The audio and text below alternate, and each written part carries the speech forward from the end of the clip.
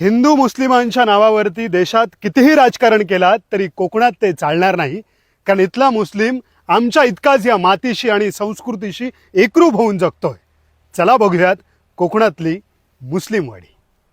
शास्त्री नदीच्या काठावर सह्याद्रीच्या कोंदणात वसलेल्या मुस्लिम वाड्यांमधली संस्कृती इथल्या मातीत शेकडो वर्षांपासून रुजली आहे. कोकणचे राखणदार शोधताना आम्ही भेटलो शेकडो वर्ष जुनं शेणानं सारवलेलं घर जपणाऱ्या साधिकाताईंना. घरा इतकीच निर्मळ आणि खुल्या दिलाची माणसं इथे राहतात.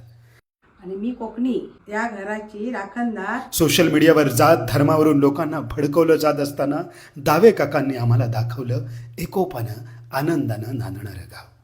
कोकणी मुस्लिमांची घरं खरं तर स्त्रियाच चालवतात. मच्छी सुकवून बाजारात विकतात. कडवाई गावातील सादिक दादा त्यांच्या आईच्या हातचं सांदण, तईचा होतल या रेसिपीज जायका कडवई पुस्तकातून जगभर पोचवतात. कोकणी जेवण जे काय आहे ते आम्ही राखून ठेवलं. दावे काकांच्या घरात वाढलेला सालन भात म्हणजे कोकणी मसाल्यांचा खरा स्वाद. गावाच्या आरोग्याची काळजी घेणारे जुळे डॉक्टर, एक संवेदनशील मनाचा माणूस. आशा करूया की एक राखणदार म्हणून मी या घराचं अस्तित्व तसंच कायम ठेवेन. जुळे चाचा वर्षानुवर्षे टेलर काम करतात.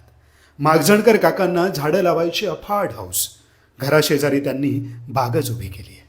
कडवाईच्या मुस्लिम वाडीतली माणसं जकातचा पैसा मराठी शाळेसाठी देतात. त्यांनी मायबोली, कोणाचं कोण अशी पुस्तकं लिहून आपली भाषा डॉक्युमेंट केली आहे. साखरे नाठ्याचे मच्छीमार, दर्यावर अफाट प्रेम करणारे. जैतापूरचा विनाशकारी प्रकल्प त्यांनी प्राणपणाने थांबवला. खरंच कोकणची माणसं साधी भोळी. निसर्ग हाच त्यांचा धर्म आणि माणूस पण हीच साथ. जणू काळजात त्यांच्या भरली शाळी.